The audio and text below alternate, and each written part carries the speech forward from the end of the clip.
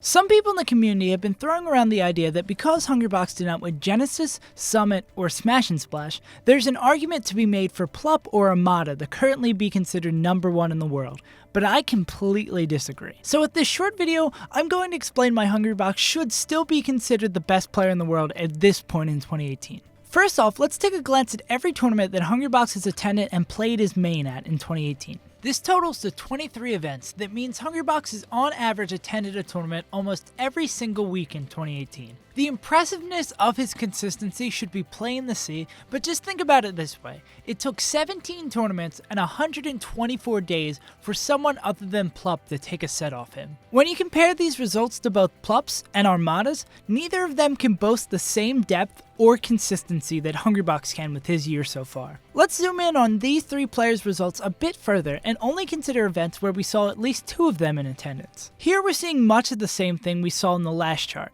All of the players consistently perform well at the top level, but Hungrybox attends more events. When we average out the placings on this chart, Hungrybox comes out on top by a pretty significant margin, with Armada and Plup being tied exactly for second best. In my opinion, the most important metric for comparing these players is their head-to-head records against the top 6. Hungrybox only has a losing record against Armada so far this year, Plup has a losing record against Hungrybox and Leffen, and Armada only has a winning record against Hungrybox. I find it hard to argue for anyone besides Hungrybox to be considered the best when looking at this metric only, and I'll explain why. I'm extremely oversimplifying the nuances of how these players match up head to head, but Armada is the only player that Hungrybox isn't favored to win against, so essentially if he doesn't meet him in bracket or Armada isn't in attendance, Hungrybox probably wins that event.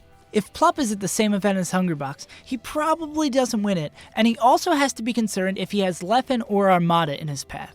And then Armada has lost to every single member of the top 6 besides Hungrybox, so there's a decent to strong possibility that he doesn't get to play Hungrybox if his bracket falls poorly. So basically, when looking at the numbers, Hungrybox is the safest bet to win just about every tournament he attends. Conclusively, I can't fathom anyone having Hungrybox as anything besides #1 right now. Him losing an Optic Arena to Wizrobe is slightly concerning, but with his win at CO right after and his nearly flawless year so far, this appears to just be an outlier. And winning big events is important, and I think there could be more of a debate about #1 if one person took 2 or 3 of these events, but that's just not the case. And I know there's definitely some people who don't like Hungrybox for his playstyle or even his persona, but you have to respect just how talented he is at Melee. Sorry about this video being a lot shorter and more straightforward than my videos usually are. I had some personal stuff going on that tied me up for most of the week, so I wasn't able to put together a more in-depth video. But we are in the midst of ranking season, so expect a video or a stream coming up soon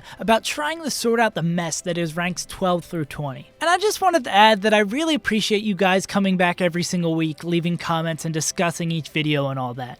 And with that, I've been SaveAsUntitled, and I will see you guys next time.